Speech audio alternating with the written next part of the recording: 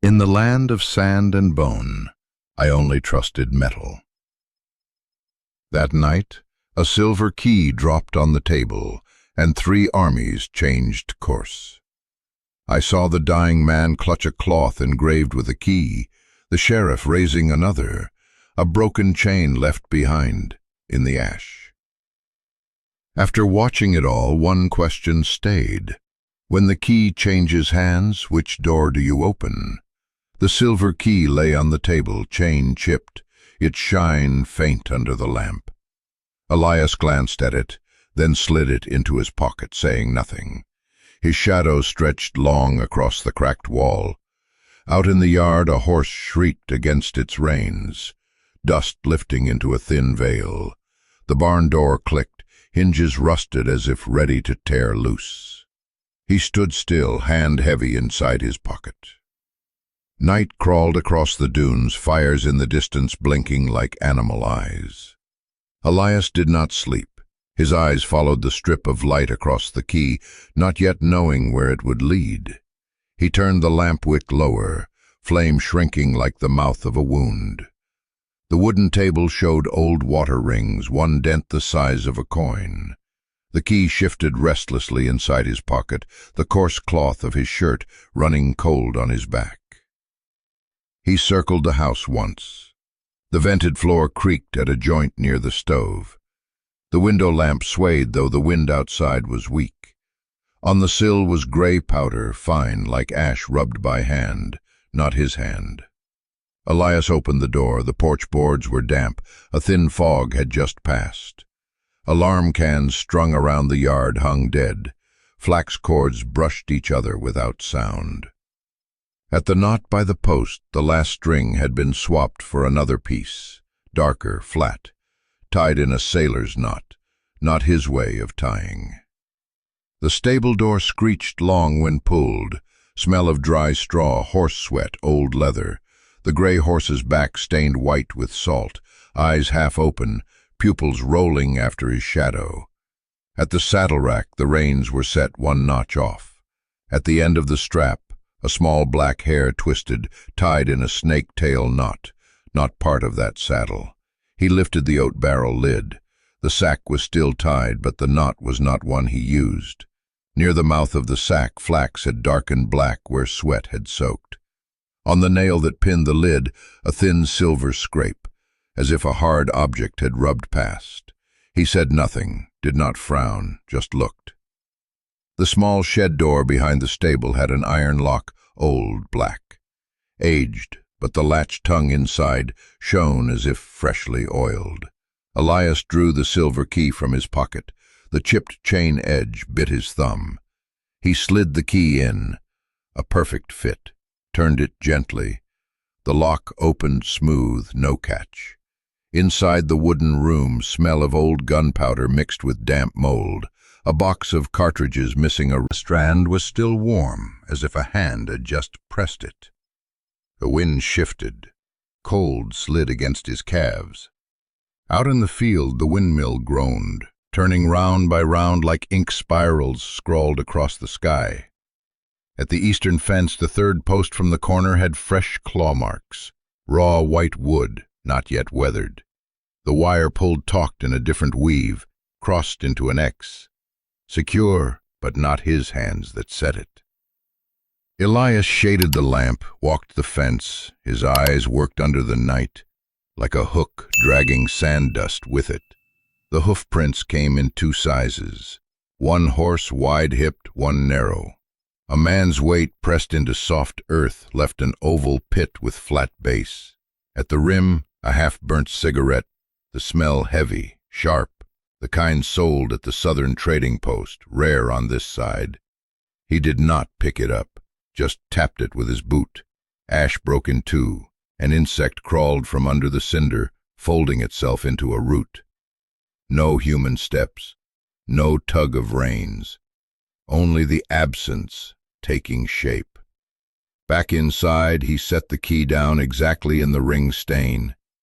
Its head caught a thin streak of light, no longer than a little finger joint. Beside it was the drawer's keyhole. He tried. It did not fit. He turned, flipped, still no fit. Not a key for that drawer. He opened the wall cabinet. The small tin box with 2 old scratches lay in place. The wooden latch groaned. He did not try the key there. Closed it back.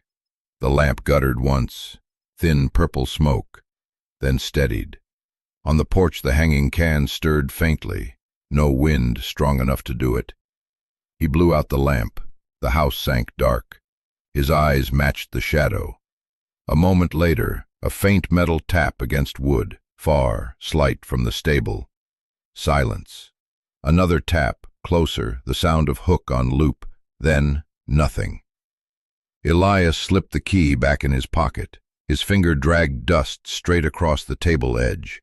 He stepped out, air cold against skin. Under the steps a thin copper wire stretched, hidden in the beam's dark. The end bent into a J, plier pressed, wrapped in black cloth to muffle sound. Skilled hands, not a child, not a drifter.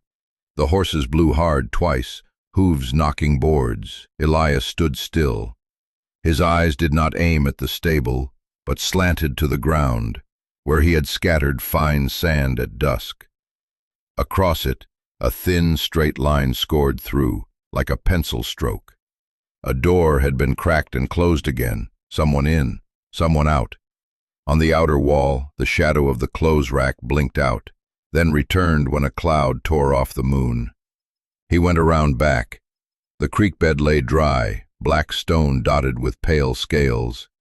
At the water's edge, 3 fingertip dots pressed. Flame stood firm. The key on the table caught firelight brighter than before. He turned it once. The beam swept across peeling wood, stopping at the tin cup. He poured cold water. The cup clicked. A new ring spread round, clean. Beside it the old ring had dried, faded like a footprint worn on stone. An owl called from the field post. 3 times, stopped. 3 more. At the window the coarse curtain shifted half a finger, no wind. A button dropped on the floor, no voice. Only threads snapped. Elias looked at the black glass of the pane, saw his own frame upright, shoulders wide, left hand half open. Ash still dusted on that palm from the shed. He moved to the coat rack. Inside the hem of the coat, a dark streak of earth dragged straight down the edge, as if someone slid a hand to keep balance. A scent mixed with the fabric's smell, crushed sage. He never planted sage. Those who used it lived near the ridge of the tribe where the wind carried warm stone. Evidence did not speak for anyone. It only lay on the table. He opened the door to the porch again. Night flowed like oil. Distant fire flared, died, flared again, on the western ridge of stone. At times pebbles dropped with faint cracks, split, rolled a few turns, then stopped. By the fence a low shadow passed, then halted, leaning once against a post, as if looking into the house. Then the shadow left, not running, silent. Elias followed the trace to the gate. The iron gate lock was still tied, but set with its head reversed. His way had always been the latch mouth turned in. Tonight it turned out.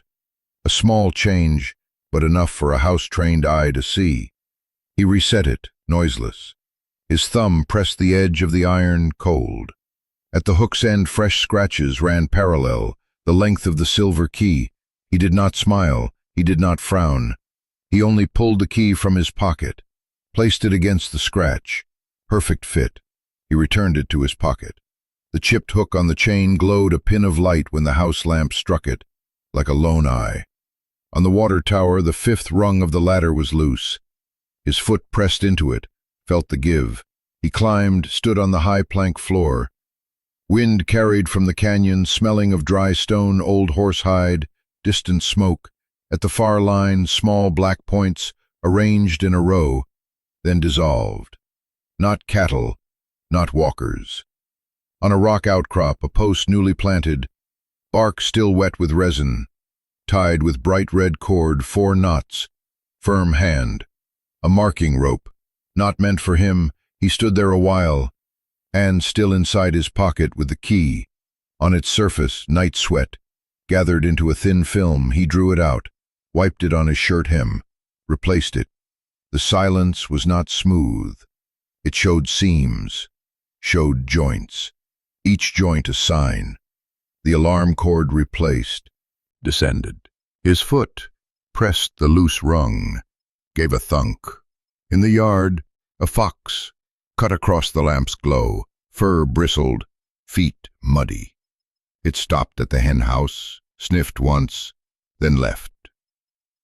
The hens stayed quiet. None called. At the cattle shed, breath hung in small clouds in the cold air. He went into the kitchen, lifted the old kettle, poured water on his hand, testing the chill.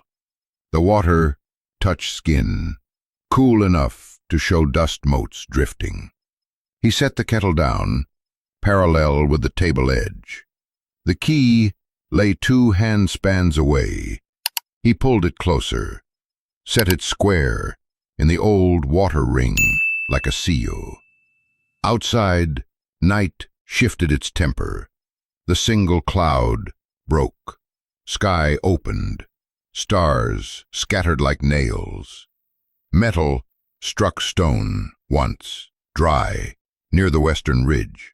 The silence, after, stretched taut, enough to hear rope scrape a ring post, enough to hear a horse change stance. Elias stood in the doorway, hand on the wood frame, thumb on the old knife gouge. His eyes crossed the yard, past the barn shadow, to where the red-marked post stood in the distance. The key in his pocket tilted with his breath, the chipped hook rasping faint against cloth, like a needle pulling thread. At the eastern fence end, a hat tilted half an inch down on its post, as if tapped by a stick. No one in the yard. No boots. No human breath. Only one thing felt clear. The house had been measured, its hooks counted, every knot checked. He walked back, Sloan, doused the lamp again. The room sank. Cracks in the wall drew black lines like dry rivers. The key stayed quiet in his pocket. Out beyond, a fire dot on the hill jumped, then died, like an eye testing him. The first sound was not human. Stones clashed in the canyon floor, struck 3 beats, fell to sand. Then still. Then, far off, dragged from rock's gut, one gunshot, dry, ended, no reply, only silence pouring on the porch, heavy as cold iron. The silver key in his pocket, pressed against his hip bone, lifted his eyes to the rim of stone. A pebble fell alone, no voice. His hand stroked the horse's mane, pressed light. The gray steadied its breath. A third shell half buried in sand, beside it a broken cigarette. Dark paper, harsh smell. Not from dry mesa folk. On stone, the faint mark of rains scraped. A line thin as chalk. In softer soil, a boot tip left an oval, heel worn crooked left. One ran, one dragged, and bullets scattered with panic's rhythm. The canyon swallowed sound, returned, silence stretched like hide. Elias said nothing. He pulled the gun from its holster, checked the latch, thumb brushed the slide groove, metal whispering. Then he moved on. A young body slumped by stone, blood darkening leather. Elias turned the face, breath clogged with mud. The boy's hand gripped a cloth patch, marked with a silver key. His face dusted with fine ash. A cut slashed the brow, bruise spread like ink. Leather coat punctured at the ribs, black, thick around it. At the left shoulder, a broken arrow shaft stuck half its body in. white feathers stained brown. Elias pinched it with 2 fingers, twisted slight. The bone twitched. He breathed through his nose, packed a coarse rag around the wound to hold it. The cloth in the boy's hand was not chance. A thin leather wrap, hand-stitched, black thread, frayed edge. At its center, a key pressed in silver plate, rough. The shaft chipped at the hook, same as the chain's flaw. Elias touched the chip with a fingertip. The cold ran to the nail. He lifted his eyes, swept the surroundings once, empty. Only a ground sparrow hopped, then shot into cactus. Elias unbuckled his belt, tied it tight above the bleeding. The boy rasped, mouth ajar, teeth biting mud off his lip. Elias tilted the head, swiped with his wrist, mud peeled, crack showing skin. A small leather pouch slipped from his torn strap, falling into the crook of his arm. He picked it up, did not open it, slid it into his inner coat, against the thick cloth over the heart. The boy's other hand clutched the cloth with the silver key, until his nails bruised. Elias pried each finger. The boy resisted a little, weak, then let go. He placed the cloth back on the boy's chest, over the heart, as if returning it to where it wanted to be. Then he lifted the boy's head, looked straight into his eyes. The pupils opened a thin slit, a glance flashed through. Not begging, not marked with hate, something else. Elias lowered his eyes to the boy's neck, saw a leather cord hidden in the hair. He did not pull, did not check the knot. He left it. Nothing came out, only the night pulling tight for a beat. Elias hesitated, eyes sweeping the canyon. Saw no one, only heard stone shift from the wall. He heaved the boy onto the horse, hurried him back home. He slipped an arm under the boy's shoulder, felt bones like dry twigs. The boy's breath spilled on his collar, hot and cold together, as if refusing to choose a side. Elias whistled low. The gray horse sidestepped, set its body parallel to the rock. He lifted the boy onto the saddle, pressed his face to the mane to keep breath steady, bound his wrist to the horn with a spare rein. The knot was quick, flat, the kind he used in snow. Elias slid the cloth with a silver key into the boy's outer pocket, leaving one corner exposed. As his hand lifted away, another pebble fell from the left cliff, this time with the faint ring of metal on stone, like a hook sliding across an edge. He did not look up. He stepped back half a pace, swung the gun over his shoulder, the other hand on the rein. The gray horse turned its head toward the canyon mouth. Out from the gorge, the wind widened, carrying fine dust. Wheel tracks from 2 days past still pressed the ground, overlain by fresh hoofprints, deeper, meaning the horse carried weight. On the sand, a cartridge belt stood upright, the leather end folded like a fish's tongue. Elias did not stop. He tapped it aside with his boot. The strap rolled, showing bullet loops unused for long, dust-rimmed evenly. The belt was too clean for the ground around it. Bait. They dropped into a hollow of dry grass. At the edge, sage stems torn out, leaves crushed. Smell rising sharp as if someone had passed not long before. The gray snorted. Elias shifted reins to one hand, the other brushing his coat pocket, checking the familiar metal shape. The key in his pocket tapped his hip bone with each step, like a reminder. He pressed his heels. The gray broke into a gallop. Night leaned toward the house. The alarm cans still hung quiet, but the silence carried no trust. At the shallow pool, mud showed 2 rows of overlapping boot prints, one out, one in, topped by a hoof scrape. Beside it, a long, thin drag, as if a small, round object pulled through, line fine as thread. Elias glanced at his pocket, the chipped hook of the silver key pressed beneath the fabric. He lowered his eyes. Past the eastern fence, wire had been twisted into a cross. Tighter, but not his handwork. He did not stop to fix it. He reached the porch. The house lamp blinked shut when the wind shook the bars. The door unlatched. He pushed with his back, not his hand. Inside, the smell of straw, of cloth stitching, of old ash, rose with the wet iron scent from the boy.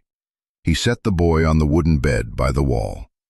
The coarse sheet drank the blood, quick, heavy, and dark, his eyes passing over the detail the way a blade skims thread.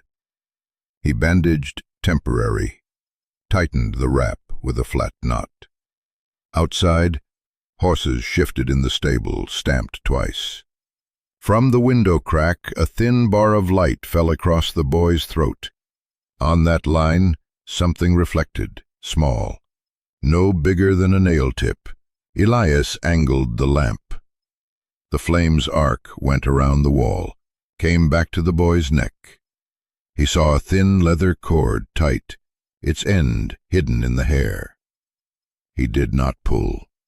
He turned back to the water pot, set it to boil. At midnight, as he dressed the wound, he saw a silver key on the boy's neck, identical to the one in his own pocket. Elias sat still, firelight flickering over two keys the same. Water boiled. He poured it over the knife, over the small pliers. Heat struck his face. Elias cut the leather cord at the boy's throat. The key fell into his palm. Weight familiar, the chipped hook in the same place, the shaft scarred with parallel scratches the length of a little finger. He set his own key beside it, on the linen stained red. The two lay close, facing each other through flame. No difference. The lamp wick dropped, shadows stretched. The double silhouette of keys crossed the wall, matched exact like a stamp. Elias pressed each key with his thumb, traced their edges. Same dullness, same smell of cold metal. At the teeth, a small brown spot, the size of a pinhead. Old oil or dried blood, hard to tell. He did not clean. He only turned the shafts toward each other, teeth aligned. The boy drew a deep breath, then caught, eyes half open, black and shining. Pupils wavered like water in a clay cup when the hand that set it down still trembled. He looked at the key in Elias's hand, did not speak. His throat swallowed once, dry. His left hand, bound so it would not jerk, still tried to curl faintly toward the empty neck. Elias set the boy's key on the table, beside the bowl of water and the roll of bandages. He opened the drawer for needle and thread. The drawer did not stick. The latch moved smooth, as if freshly oiled. At the bottom, a metal scratch curved new, a half arc. He did not linger, only took the spool, turned back to the bed. The needle passed through cloth like rain on tin, steady, not fast. The bandage wound up stiff white rings on the boy's body. At the shoulder, Elias pressed two fingers, drove at the broken arrow's base. The boy clenched teeth, eyes fixed on the table's edge, where the two keys lay parallel. He did not groan, only shut, opened, steady, quick. Elias did not turn. His right hand lifted, rested on the gun's body by the bed. His left stayed down, fingers brushing the table's edge. The tip touched the old dent where the tin cup had always set. Skin met cold wood. On the porch, the hanging cans made no sound. The wind was not enough. The silence stretched thin as a drum skin, waiting for a finger to press. At the foot of the bed, Elias's boots were set parallel, their tips barely touching, as if exchanging something secret. On the floor, a line of dust had been swept clear from the door to the table, then stopped at the two keys. No further, no return, no toe marks. Someone had entered here with feet trained to leave no trace, or had entered in a span shorter than a breath before dust could settle. The boy opened his eyes again. His gaze moved from the gun to the keys, then stopped at the finger Elias kept on the table's edge. His mouth parted. No sound, only a thin thread of white breath. Elias did not ask. He did not speak. He picked up his key and the boy's key, placed them one atop the other, turned at an angle half a tooth wide. The teeth sank into each other's grooves, like two pieces of metal filed by the same hand. The lamp snapped. The wick spit a black fleck into the bowl, hissed out, left a dark stain of smoke. The choke came right there, not from the wound, not from the wire's whisper, but from two objects matching more than chance. One house, two keys, the same chip. Elias leaned back in the chair, his eyes stitched to the teeth of the keys. No one said betrayal. The word was not needed. Table, lamp, bandage, gun, breath, the swept line of dust. Enough letters. Wind pushed through the crack, carried sage smell into the room, the scent from the hills. The scent touched metal, turned to a cold taste on the tongue. The night dropped another notch. The mill bell outside counted one heavy turn. Elias stayed seated. The two keys still lay there, parallel like twin knife handles, waiting for a choice. Outside, someone stood still on the ridge. Inside, another stillness, the silence of objects that had already spoken, while the human part had not. He reached, lowered the wick, one notch. The flame shook, capped both keys in equal shadow, and the room held that choke, swelling with each breath the boy drew, but not breaking. Dawn poured thin milk on the hillside. Hundreds of Apache riders formed a crest turn, stopped at the bed's foot. The chipped hook flared like a fang bared in flesh. The boy on the bed jolted once. Bandages pinned his chest, breath scraped through teeth. On his neck, the leather mark still showed. On the table, the other key, his, lay parallel with Elias's, the twin steel bodies reflecting the flame like two fish eyes surfacing close to water. Another drum dropped nearer. Shadows of horsemen stretched across the window, long black strips. At the door's edge, the brass loop used as a bell was mute. The alarm cord hung still, as if it knew this wind. At the back door, the wooden bar quivered once, sound of old timber soaking cold.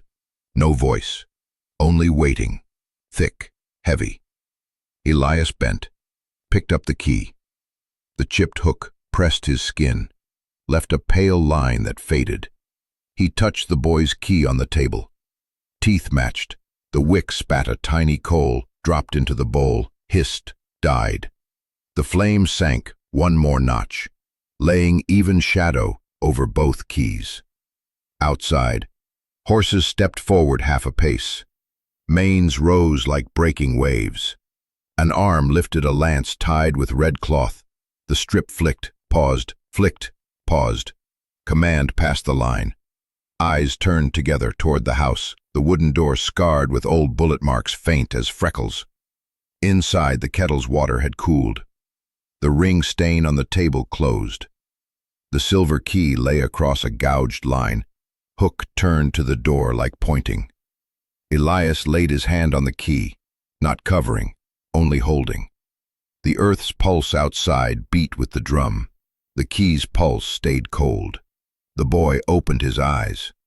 The pupils broke flame, tightened, eased. His lips parted, touched with powder and dry salt. He whispered a name, his father's name.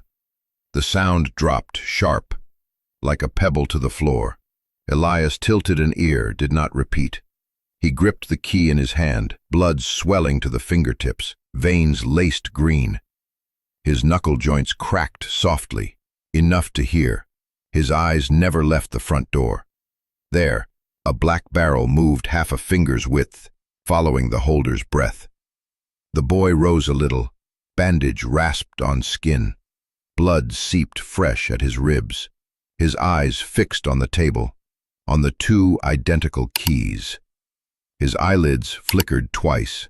His left hand, the hand that once clenched the cloth with the key, slid toward his bare neck, stopped at the rope mark. A horse shadow cut across the window, cast on the floor. It passed over the two keys, splitting them in a breath. From the far hill, a short whistle shrilled VO, Signo Bone Bird. Drums shifted. Two short, one long. The last pause stretched the time of a single shot. On a hook. The lamp flame shook half an inch. The barrel outside lifted a little higher, level with the eyes of someone aiming. No voice, only horse breath, saddle leather creaking, feathers stroking air. The boy turned his head, looked straight at Elias. His eyes neither begged nor pushed, only pointed at the door with the smallest tilt of the chin. Elias nodded once, almost unseen. He pulled the boy upright, arm under his shoulder, fingers touching the sharp blade of bone. The silver key passed from grip to palm, from palm to back of hand, ready to be raised. Elias stood, dragged the boy toward the door. The heel of his boot struck the threshold, the wood groaned one tight note. He shoved the door with his shoulder. Morning light crashed in like cold water. The first arrow struck the step, pinned into the fishbone crack. Feathers quivered, upright. Arrowhead trembled, threatening his heel. Elias did not step back. He lifted the silver key high, above eye level, so the early light caught the teeth. Silver shot a beam, blinding the nearest warrior. "This one lives by me." His voice was short, blunt. Nothing more. The key pointed to the ridge. The boy leaned heavier on his shoulder. Bandage seeped into his shirt. Warm. The answer was lead. The back door burst in splinters, resin sharp in the air. Window glass shattered, exhaling a short sound like a body knocked of breath. In the yard, a spotted horse took a shot to the chest. Its front legs buckled, eyes rolled white, foam at the mouth streaked with blood. It fell, head cracked the trough. A hoarse cry. The trough split. Water spilled, ran into the fishbone cracks, swallowed quick. Real loss. The drum stuttered one beat. Some rifles lowered half an inch, others rose. Dust swelled from hooves, made a thin veil between porch and the rider's crescent. In that screen, the silver key carved a small streak of light, stubborn, unbroken. One man stepped out. Face painted black, dried blood cracked his mouth. He raised his spear, its head hooked with a strip of dark red cloth, his eyes fixed on the key, on the chip.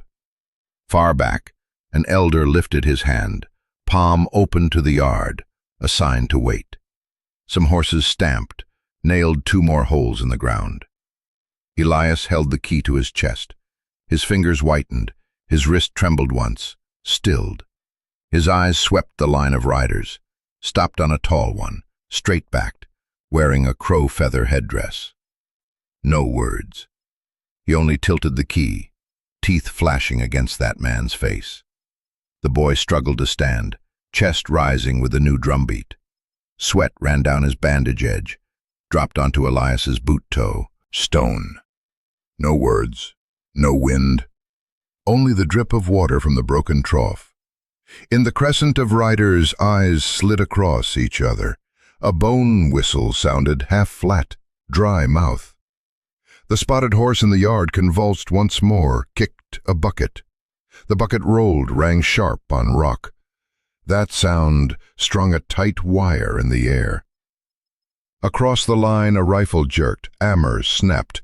The crowfeather rider twisted his neck, lifted a hand to stop, slow, arrested mid-air as if afraid of his own shadow. Elias forced breath through his teeth. "There is another key like this in my house." His voice cut just enough apart from wind. No reason, no plea. Words went straight into their chests, stuck there. Two warriors locked eyes. One glanced at the yard, saw the chipped hook flashing from the boy's pocket like a short tongue. The other looked at the porch, the split door, the spreading water, the dead horse, things lined, silent as witnesses. At the edge of the crescent, a young rider pressed his horse to the step. His eyes, black, wet, bright, clung to the key in Elias's hand longer than the rest. His chin twitched once. The wind carried sage from the hills. The same scent that touched the threshold last night now bit into the key's teeth. Another arrow fell into sand, 2 strides from the porch, aimed at no one. A test. Drums shifted again, this time with a pause long enough to watch each drop fall from the broken trough. Elias lowered the key half an inch, set it level with the boy's chest. The sameness of the 2 keys, one in his hand, one in the boy's pocket, lay bare like the edges of a fresh cut. The boy lifted his chin, back arched with pain. His lips moved, spoke his father's name again, clearer, pushed through blood and salt.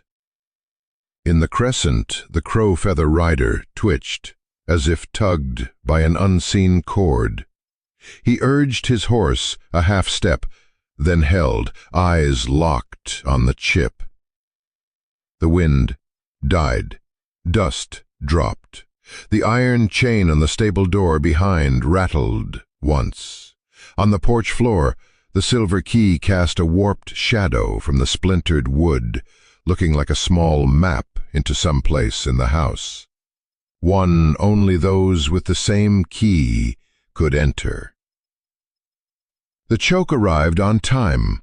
The dead horse lay there, the trough dry, the smell of gunpowder mixed with sage, and 2 keys hung the lives of 3 sides on the same hook. No one fired. No one lowered their rifles fully. The whole crescent held breath. 1 pace, 1 beat, to look, to gather meaning from cold metal. Elias kept the boy upright. Blade, felt bone sharp as a knife handle. Ash from the hearth rose, fine dust, clung to the edge of the white bandage.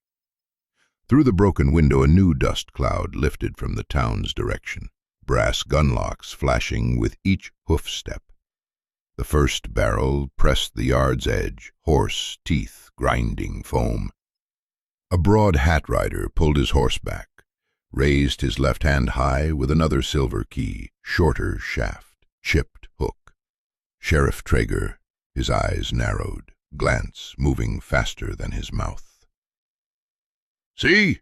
Traeger shouted toward the crescent on the ridge, voice high, slicing through the drums. "Same kind of key. He's got a store of his own." His hand spun the key half a turn, teeth biting sunlight, a silver streak stabbing the porch. Elias looked over his shoulder, did not rise. He dragged the boy closer to the table's leg, where shadow thickened. Gunsmoke breathed from the wall cracks, crawled the floorboards like a sick animal. On the ground, 2 fresh lines, water leaking from the broken trough, a narrow thread of blood.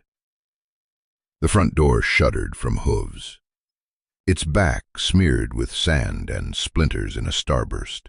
The copper wire bell in the kitchen corner twitched once, went still.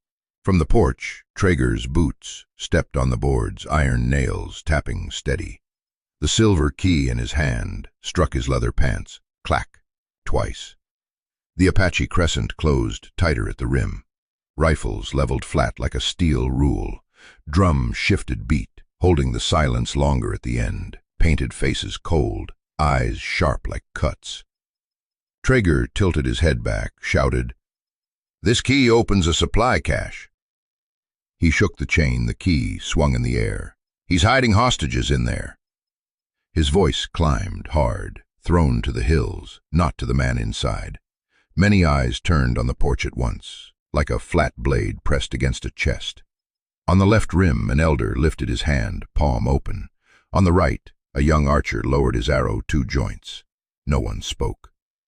Wind stirred through feathers, made a dry "fack" sound, steady like plaster pulled on a wall.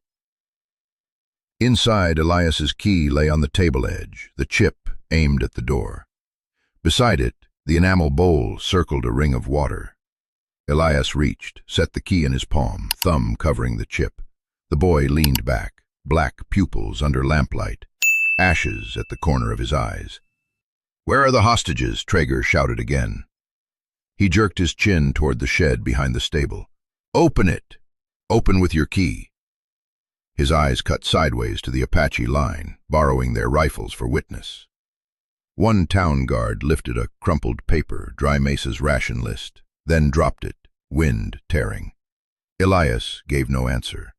He slid the boy under the table's edge, his shoulder scraping the rim, bandage soaking wider. A cold strip ran his back. The boy coughed hard, breath shot out as if struck. The thin leather cord at his throat tore loose. The key there slipped, hit his collarbone, slid across bandaged chest, dropped into the ash at the hearth. Its fall sharp, clipped, like flint struck. Elias lunged half a step, knee down, fingers reaching the chipped chain, ash sticking black to his knuckle. Traeger was faster. His boot swept in half a circle, flung the key from Elias's grasp, sent it a short arc, landing into an open palm, waiting. A gun muzzle pressed cold to Elias's temple, hammered teeth against his hair. "Stay still." Traeger's breath reeked of old coffee and powder. In his eyes, the stable fire glinted back like shrinking brass. The boy stirred to rise, bandage tearing a thread. Fresh blood burst, fell on the key in Traeger's hand, a small round stain. The drop rolled half a turn along his finger, left a thin red line, like ink scoring the key's teeth. The boy froze, hand clutching his ribs, eyes fixed there. On the porch, the drums changed beat, the middle stroke cut short. Some Apache rifles lifted another notch. Some horses stepped back. Ash in the hearth swirled into a small spiral, broke. Silence shattered on the floor like glass. 1 second before, Elias had 2 keys in the house, one in the hand, one within reach. Now the key lay in another's grip, the barrel pressed to his skull, and his own porch turned into another man's tribunal. Traeger raised the key for all to see, chipped hook aimed skyward, teeth catching fire, the flame mirrored in the crowd's eyes. Proof. He spoke not loud, but let the wind carry. Same type, same mark. He has their key. The Apache crescent roared. Not a shout, deep, guttural, rolling from chest to belly. A warrior's leather hand clenched his rifle stock. Neck veins jumped. An archer drew string one more joint, arrowhead leveled on the dark doorway. They trusted the key in Traeger's hand, trusted metal because metal does not lie. Elias lowered his head, not in surrender, but to slip from the barrel pressed close. His chin touched the taste of burned wood and salt, his mouth dry as split earth. His own key stayed silent in his pocket, cold, heavy. At the corner of his eye, a fresh scorch marked the floor, a line from the blasted door to the table's leg, black as the spine stripe of a snake. At the rim of the crescent, the crow-feathered rider tilted his head, eyes locked on the blood mark on Traeger's key. He said nothing. The bone-ringed hand, lifted halfway, froze. Wind dragged sage scent across the porch, tangled with powder, 2 tastes biting each other on the tongue. Advantage shifted in a breath. Horse panicked, kicked sideways. Hooves struck the split trough. The last water spilled, mixed with ash, turned to dark sour mud. Chickens shrieked once, fell silent. The boy's chest heaved fast, his eyes fixed on the key in Traeger's fist, the flame crawling it, like an insect. Traeger did not lift the barrel from Elias's head. His other hand gripped the key tighter, wrist tendon raised. The chipped hook cut his skin white, half a ring. That mark matched the chip itself, a scar carried by iron. He jerked his chin toward the shed. "Lead the way." Elias said nothing. He stared at the key. Firelight climbed its teeth, each one sharp as a step down into a pit of distrust. Sweat slid from his hairline, hit his ear edge. Salt, cold. Outside the crescent, a horse coughed dry when a coal brushed its mane. A short whiff of burning hair. Gone. Smoke curled into thin cords, drawn toward the ridge where sage scent rose at dawn. Fire flashed in the glasses of a townsman behind Traeger, his bare other eye red with smoke. The boy strained to rise. His hand scraped the floor, nails packed with ash. He touched the old dent on the table, the mark where the tin cup always stood, then let go. His hand had nothing to keep. His lips moved soundless. Only his eyes clung to the key in Traeger's hand, like to a word he could not release. A wind pushed the stable fire sideways, licking beams. Dry timber cracked, split grain by grain. Sparks jumped to the porch, died on damp ground. Ash lifted from the hearth, blurred the mark left when the key fell, leaving a faint sawtooth shadow. Traeger pressed the barrel a half-inch deeper, voice low, near. "Open it for me." He shook the key once. Chipped hook clicked short. Neat. The crowd slid half a step toward the sound. Elias turned his head slow. His eyes moved from the stable fire to the white welt on Traeger's wrist, stopped at the key's teeth. He let out one breath, not long. In his eyes, no plea, no break. Only the cold layer of metal, reflecting on skin. Flame leapt on the teeth once, then went out. The yard filled with hoofbeats, wind, wood crack. On the porch, the traitor held the key like a throat. Elias stood still, shoulder bracing the boy, his gaze fixed only on the silver in Traeger's hand, because evidence spoke for all. And it spoke in the one tongue needing no gloss. The tongue of a key, past hands, under fire. The dead horse lay on its side, neck stiff, eyes dried open like cracked glass. Flies not yet risen. Mane clotted with ash and salt, hardened to scales. Hair half burned, roots still black, tips blood red. The front legs folded wrong, hooves driven halfway into black sand. Elias pushed the door shut behind him.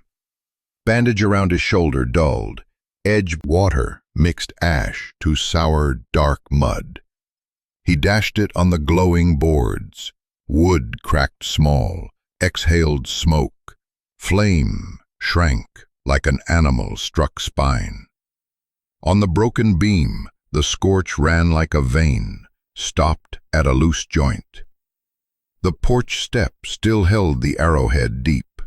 Feathers stood stiff, white dust salted their edge. Elias gripped the shaft, twisted a quarter turn, pulled straight. The wood opened, hollow, black. He flung the arrow to the sand, head buried in ash, trembling 3 beats, then still. On the rim, hoof prints overlapped, shallow and deep mixed. Town boots stamped star patterns neat. Apache boots, longer, smooth-soled, toe short, pressed deep in soft earth, shallow in hard.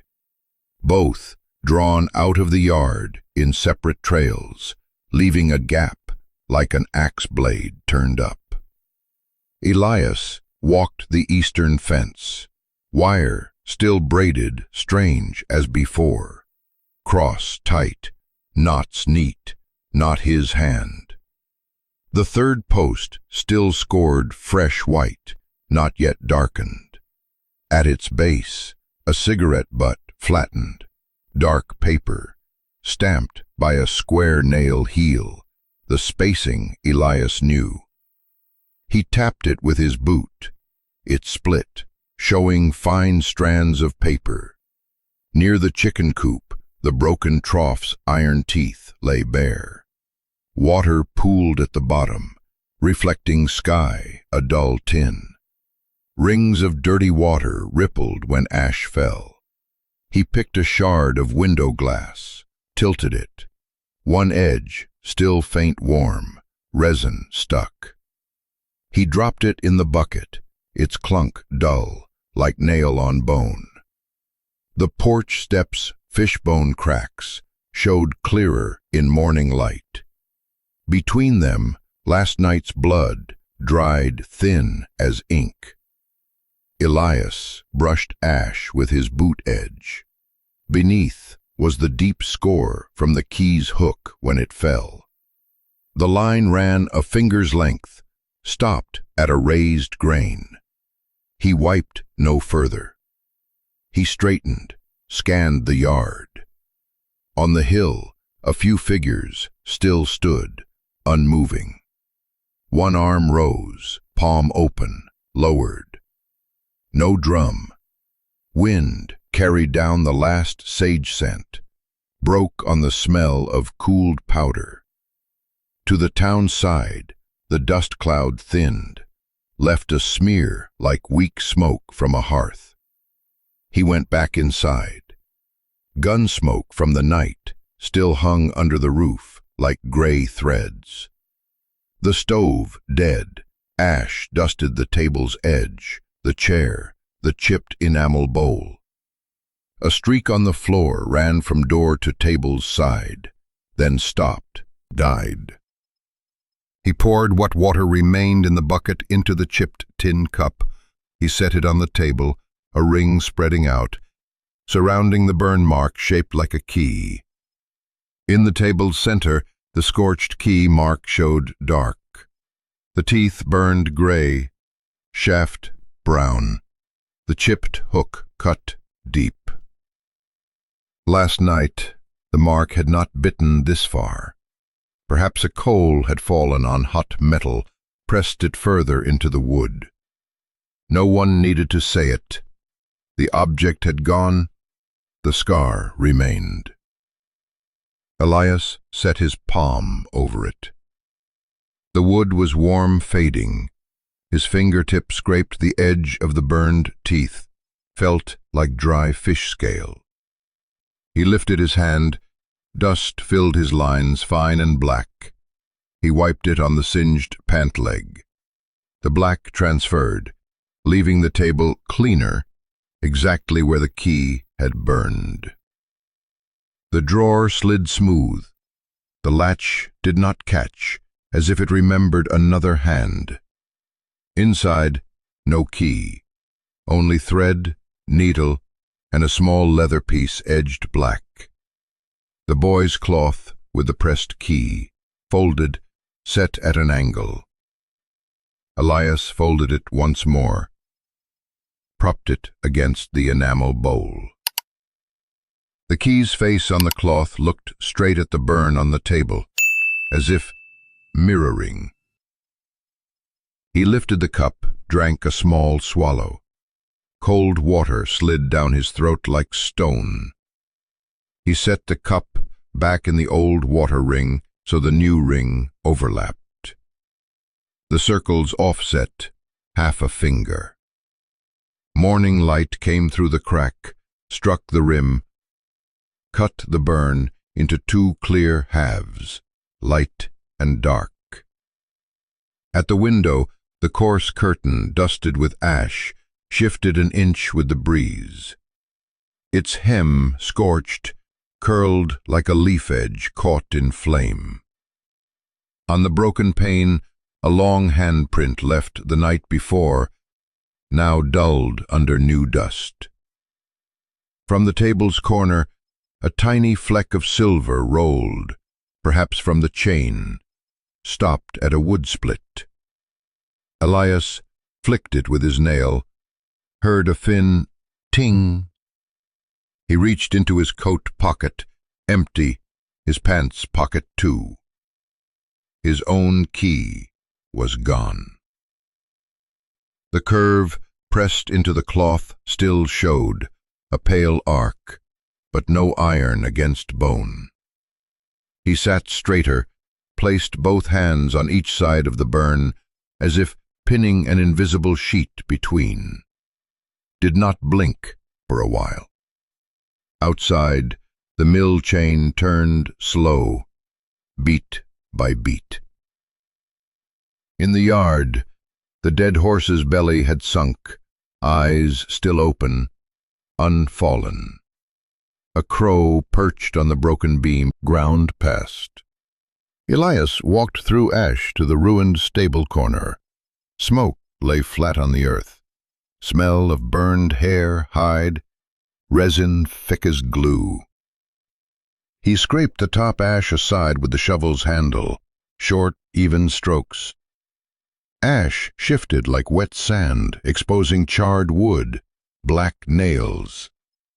Amid the gray, a small shape glinted dull. He stopped, scraped again. Half a broken chain hook emerged, crooked J, chip gnawed, inner edge scored. The iron was black with soot, but at the tip a silver speck stayed bright. It lay slanted, showing like an unshut eye. He did not take it. He dropped to one knee, braced with one hand. Ash sank under his weight. He leaned low until the cold of metal touched his nose. His eyes measured, hook to beam, 1 arm's length. From there to the porch, 2.5 strides. The path of someone dragged in the night. On his wrist, the pale arc left by his own hook, still faint. He turned his hand, looked at it, then back at the chain. Same shape, same cut. No ruler needed, no words. The wind shifted, covered half the hook. Elias scraped it back to show the chip. He pressed the shovel tip to the ground beside, scored a line, underlining. Then stood, stepped back, looked down. Far off, a crow called. On the ridge the figures had gone. Hoof marks trailed away, fading under sun.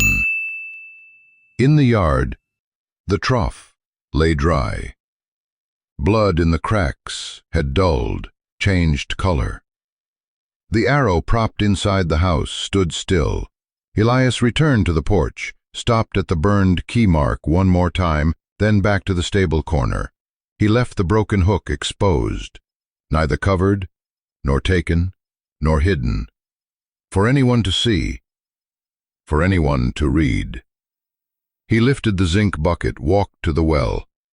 The chain clanked twice, the third drag longer, iron grinding iron. Water rose, cold. He washed his hands. Ash rinsed off, but the white arc pressed on his wrist remained. He did not rub it. He left it. The sun climbed a hand higher. The stable's shadow shrank. The broken hook in ash flashed one brief silver point, then went dark. Elias straightened, his eyes on that spark. His lips shut. No word. The ranch yard held ash and smoke. The dead horse still lay, eyes dry, fixed. On the table inside, the key-shaped burn sat between 2 water rings. In the stable's ash, the broken hook gleamed, like an unfinished sentence. Anyone could see. Betrayal leaves a mark. No need for speech. The dead horse spoke no words. The key, once it had changed hands, became the verdict. If it were you, would you trust your eyes that saw the same chip, or the man before you breathing the same wind and mud? That door had opened. But the price, land, honor, or rest, each man must weigh. The silver key still lies somewhere in this story, not to open a store, but to open a question. In a land heavy with small betrayals. Is silence the greatest one? Leave your answer if you dare to name it.